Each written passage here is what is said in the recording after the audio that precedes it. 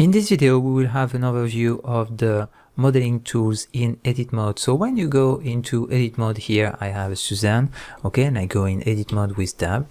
So you will have all these tools that appear. So first of all, we have the move, rotate, scale, and transform that we know already. Annotate and measure, we will not use it for now. But for the extrude region, we did explore it a little already, but we have a lot here of possibilities. For this, I will just, for demonstrate that, I will just have a few objects, few different objects. So I will put a UV sphere here, and I will put a cube there with GX, okay? And so let's start by the inset. The inset is here. The shortcut for it is Y, okay? So when you have a selection of faces like this, create an inset with Y or with this tool activated. So if you activate this tool and you click and drag, you will make an inset. It will create just a kind of selection around like that and create faces, and with the same distance between each vertices like this, okay? So this one is interesting because it create a kind of band around the selection like that. So the shortcut for it is Y, and if you want to use it even with your normal selection tool, Y will work, okay? And you have still some accesses to the option, so you can still change the thickness here, okay? You can select if you want to select the outset or the inset, select outer or inside, okay? If you want to do it individually, so it will do it on each faces like that. So a few options interesting for the inset face, and you can use the depth to go inside or outside, okay? So this one can be very interesting, especially for complex selection. So let's say I will do a few Control Z and come back to my normal, and here, and I will go there, and I will just select a few faces like this, okay? And let's say if I would like to make it with E and S, you can see that I will never have the same thing that compare if I use the Y like this, okay? Y will really give me here the same distance between each vertices like that. So like this, I will have a regular band around the selection. Okay, good. So this is the Y, very powerful one and interesting one. Now let's go for the bevel. The bevel, for the shortcut of bevel is Control B, okay? So a bevel, what is a bevel first? A bevel is when you have a 90 degrees angle here, it will create half of it, so it will be 45 degrees. So let's do a bevel with Control B with this selection, okay? And you could use this tool too, it's the same. You can increase the number of segments in the options here, okay? And it will create this. You can manage the profile, it will be outside or inside, depends on what you want. 0.5 will give you a kind of circular shape like this. It can be only the vertices and not the edges, okay? And at that point it will smooth only the corners like that, so it can be interesting. When you use this one, changing the phase, strength mode, the outer meter here will give you different options to fill this, okay? So just different options there. You can add a material if you want, but not for now. And Mark Sims, this one, and Mark Sharp will not use it for now. So a very good one here, and a very interesting one, because with geometric objects like that, you can just change a lot the geometry. And let's say if I increase a lot this and give a big width in, I have a kind of dome like that. But if I take now these vertices here, okay, and make a Control B on it too, I will have some interesting stuff. I will do it with edges, it will be easier. So Shift Alt left click to do this, and Control B, and I will add another here round shape. Okay, so can be really interesting, and in reality anyway you have always some bevel around you. I mean, you can look around the objects that you have, they have always a little bevel like this. Control B. Okay, and actually our eye is used to see this. So if I put only one like that, our eye is really used to see a little bevel everywhere. So when you have this kind of shape like that, okay, and I add another cube without bevel, okay, and just with that, this one seems more real, because we are used to see these lines here, these reflection lines that are in reality normally around objects, geometric objects like that. And if you don't have this, it will seem like non-real. So sometimes it's really little, but there is always a little bevel somewhere. So this one, yeah, this one seems not real. This one already a little better. So you can use it. It can be very powerful and very important to use. So I will add a new circle, a new cube, just normal cube here. And let's go ahead with the next tool. So let's go in edit mode, and here what we have is the loop cut. The loop cut is very important too. It's a tool to add some loops. So basically the shortcut is Control R. If you use the tool here, it will give you some options, okay? And when you left click, it will give you a loop. And that's it. And you have a new loop. So very good to manage. You can manage the number of cuts, so you can increase the number of loops. You can manage the smoothness of the loops, inside, outside, or whatever. Okay, so a lot of nice options there that can be interesting to use. But me, what I like to use is more the Control R shortcut. Maybe I will show you why in another object. I will just add here maybe a cylinder, okay, GX, and I will just want to add some loops here, okay. So if I use this one, I have to click, okay, and then I have this, and I increase there with number of cuts, or I put the number what I want, and okay, and now it's finished, and I'm happy. With Control R, it's far quicker. First of all, you don't have to click here, okay, so I just do Control Z and come back here.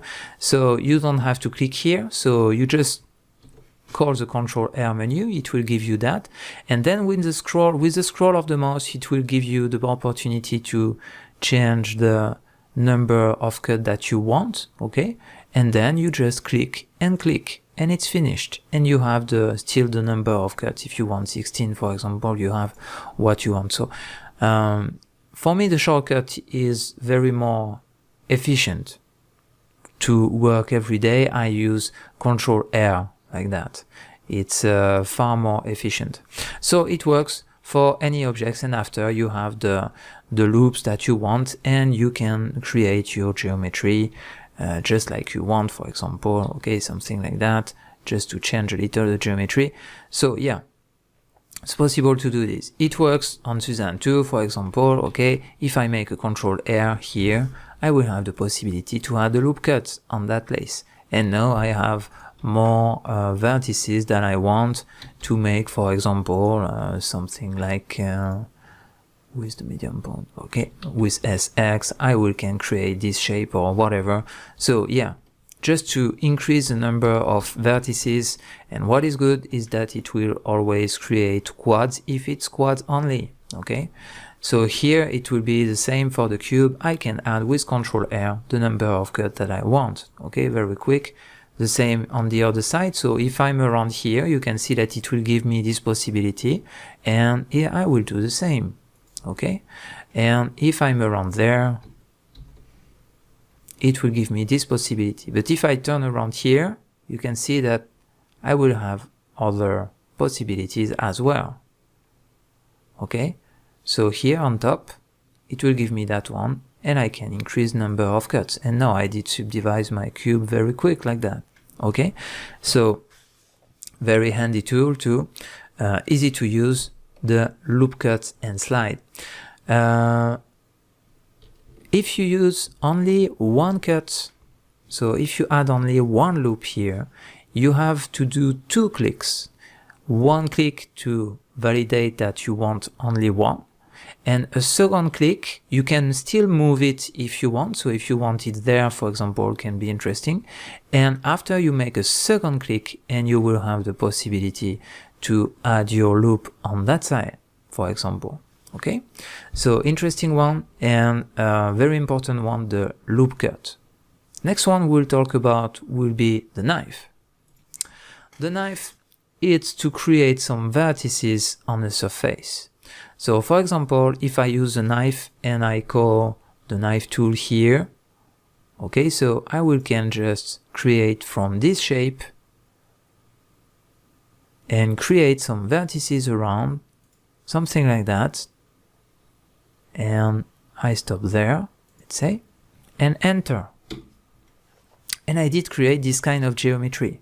Okay, so here it's messy because it's only n-gons, so I will have to clean that up, or if I want to smooth it after, it will be complicated. So yeah, but very quick one to add some geometry or recreate geometry. Like for example here, if I'm in Suzanne, and that I did remove this by mistake, okay?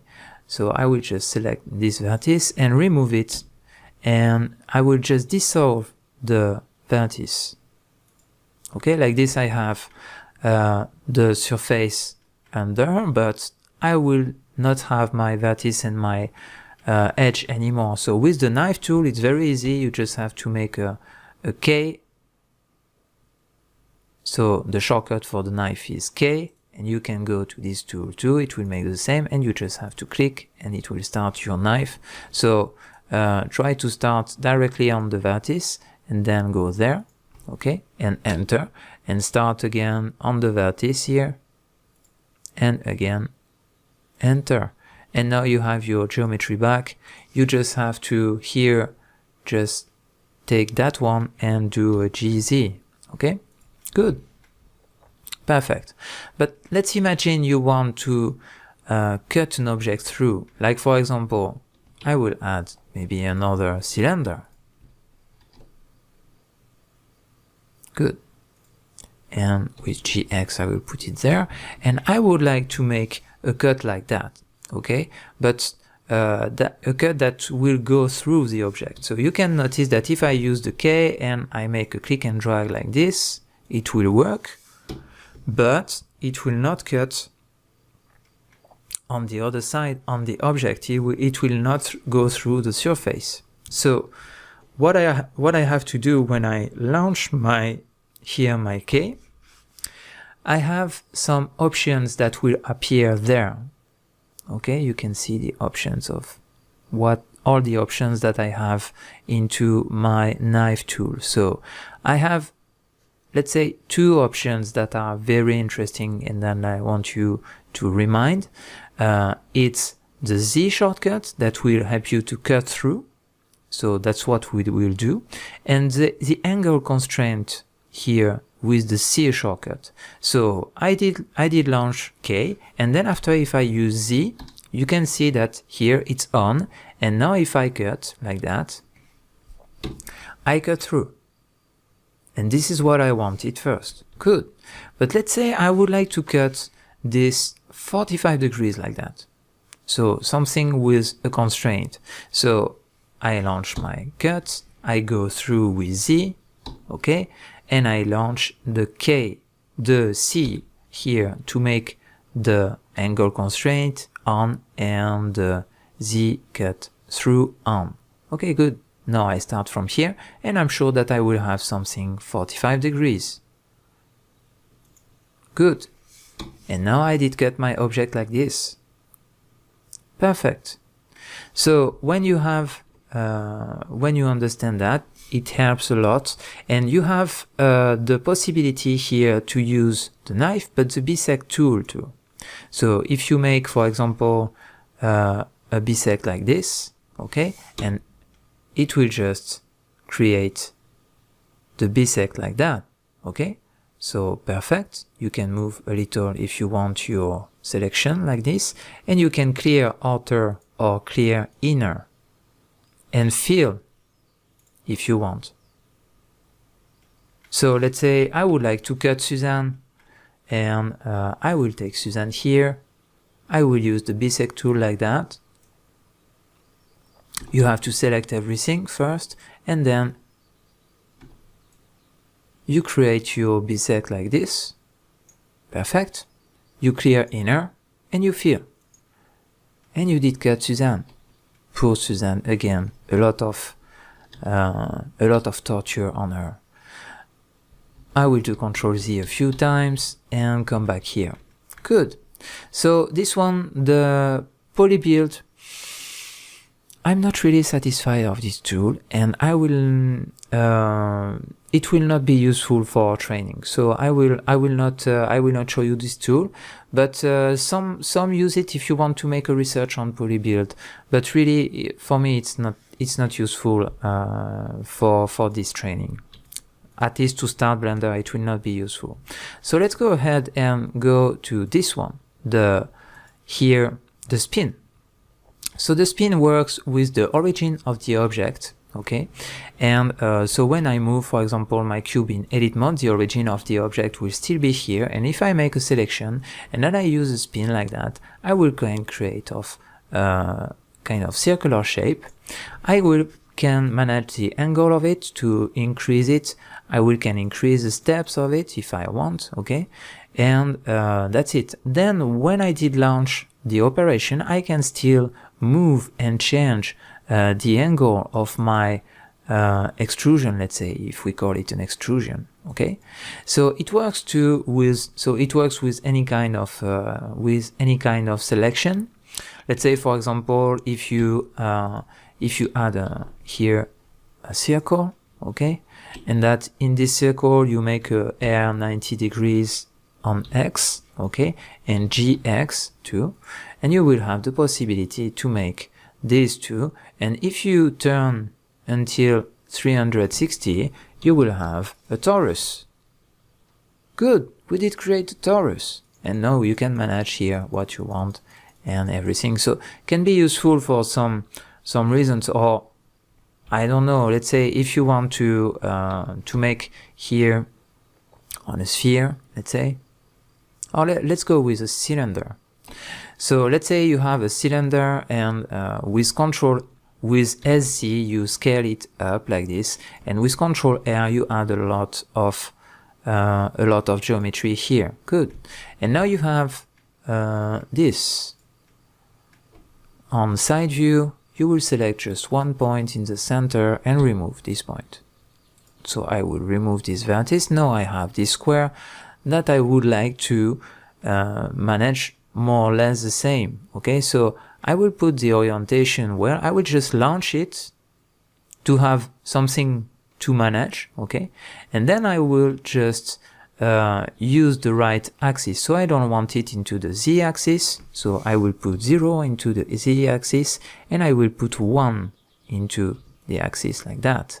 Okay, and you can see it goes on that side, so I will put -1, and it will go like this now. So I can create kind of shape like that and increase the angle as well. Okay, and so yeah, it will be a possibility to start of creating a shape of an handle here. So can be an interesting one, and sometimes it's useful. It works too on full selection objects. So if I take, for example, let's say a cube here, I go into edit mode and I move my cube into the x-axis again, okay, into edit mode, and then I choose here the spin duplicate, and this time it will duplicate the cubes, not only extrude, but it will really duplicate the cubes. And I will just maybe remove some steps like this. You have the possibility to do this like that, okay, And now you have the possibility to change the angle and maybe go that way, okay, and increase the size. And let's go for another circle. So yeah, a lot of possibilities and of variations with this tool too. Okay, so now let's continue and go until no, I will take just a cube again. And here we have the possibility to smooth object. So when you take the smooth here, and let's say you did subdivide your mesh with right click subdivide a few times. Yes, it's possible to do that too. You can just smooth your surface and make something smoother with less hard corners here. So if you use that, you can see that it will smooth, and that's it. Nothing crazy. And if you repeat it, if it will just kind of almost create a round shape in the end, so something smoother and smoother. Okay, so it can be interesting to use smoothing like that. You have a randomize too. It's not something that I use every day, but why not? Randomize, give you a random. So makes crazy stuff, sometimes can be useful. Who knows, if you found an application, tell me. For now, I don't use it that much. So I will add another sphere. And here you have the possibility to make edge slide. So what is an edge slide? When you move your edges or vertex slide, I think it should be a vertex slide here too. Yeah, you have both. But the shortcut is the same. It's GG, so 2 times G. If you make G like this, you can see that the move is free. But if you add G a second time, you can see that your move is along the other edges and you cannot change. So the geometry will not change like that. Okay, you did just create another way of moving things like this. Now if you go into vertex mode, it will be exactly the same. So G, it will be free, but if you add G again, it will move along here the edges. So you can choose which edges you want to go. If I want to go that way, I go there, and I'm sure that it's still on the edge here. So it's a very powerful feature. Like for example, I don't know, if let's say I remove this edge loop, okay, and let's say I add a loop somewhere here, and I tell myself, no, it's a mistake, I wanted him in the middle. So I will just can do a GG and slide it, because if I do G, you can see that it's free, so I can make mistakes like that. But with that one, with GG, I can just put it here, and it works very well. And scale it a little, and like this I have my original shape. Okay, so an important feature here, the edge slide or the vertex slide. Okay, the shrink fatten, so this one is really important. It's to make object thinner, selection thinner or fatter, or yeah, thinner or thicker. So it's different than S. And what is the difference actually? The difference, you can see it, for example, on a cylinder. On a cylinder, it's a good example. So I will put maybe something like 16 vertices and a big depth like that. Good. Then I will go into edit mode, and with Ctrl R, I will just add a lot of loops. Good. Now let's say I have this selection and I would like to make it less thick. And if I do S, you can notice that everything is scaling. Okay? Not only the thickness, but the height of it too. Okay, so it changed everything. Me, I would like to only manage the thickness. So for this, you will use here the shrink fatten, and the shortcut for that is Alt S. And you can see Alt S that really makes you here something thinner or here something thicker, but it will not change the overall height of it. So it's an interesting one. Like for example, let's say, I don't know, you are working on a joint for an arm or something like that. So let's say we will work from another cylinder, maybe another cylinder. I will go in edit mode and make air 90 degrees, and let's say this place will be the shoulder, and I will just make an extrusion on that one. Okay, and this place will be after the end and everything, and we would like to work on this. So I will just add a loop here, Control R, and add a loop there, Control R, and I will do Alt S. And here I will do Alt S again, okay, and it will start to create my shape here. So it's pretty important to think about this feature. Or for example here, if I want to, I don't know, add a kind of shape like this, I can select both here and do Alt S again. Okay, and it will not change the length between the two, and this is important to understand this. Okay, so Alt S, an important one. Shift A, I add a UV sphere again, let's say, and we will see what will happen here. So we have the shrink fatten and the push pull. It's the same to move along the normals, this one. The shear, wow, the shear I don't use it that much, but we can have a look at it if you want to, just a little. So here, if I use the shear with a face, usually it works well. You have the possibility to manage it this way, and you can see that what is interesting with the shear is that it doesn't change the distance between this and this. Okay, so let's say for example I do Control Z and I want to do the same manually. I will have to make R and what, and S and X maybe, and it will be complicated, okay, and not really handy to manage. So yeah, can be interesting in some cases. Like for example, this one too can be interesting if I remember well. Okay, yeah, it's more or less the same, but that one, yeah, that one is interesting too, because from the top view here, the distance between this edge and this edge will stay the same as well. So it can be interesting to work with shear, but honestly, I don't use it every day, really. But it's here. And the last one is the rip region.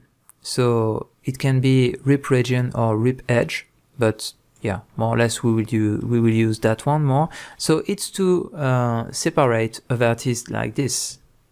Okay, you can open the geometry like that, and then I take this vertex and I will open this way. Good. So you can separate your geometry, and it will depend where you place your cursor. So let's say I want to separate this vertex. If I want to separate it that way, I put my cursor there and I go with V. Good. And if I want to separate it that way, I put my cursor there and I will separate it with V. And so like this, I will have the possibility to create some interesting stuff. Sometimes it can be interesting to separate a place like that. It can be interesting to use it for, let's say, a sphere. Like for example, a sphere here. And let's say you would like to cut the sphere, you just select a loop like that with Alt left click, and with V you did just, and the Z axis you will just separate it very quickly like this, okay, and create stuff like that. So this one can be interesting. And you have the rip here edge that just rip the edge. Nothing crazy there. Okay, so yeah, This one too, I don't use it that much, but the repression can be more interesting in our case. So that's it for all the little modeling tools that we have available into Blender 2.8. So try to remember as much as possible the shortcuts about it. Here the inset is Y, B it's bevel, Control R to add loop cuts, and let's say K for the knife, and the rest is okay. At least these 4 here are really important during the training. And in the next video we will have a look on proportional edition.